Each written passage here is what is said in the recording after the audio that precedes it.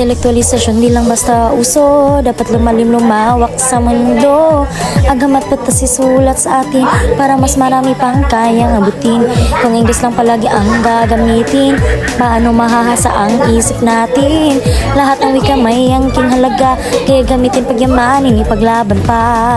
Ako'y Pilipino, wika ko'y ginto, di ko'y papakit kahit na kanino.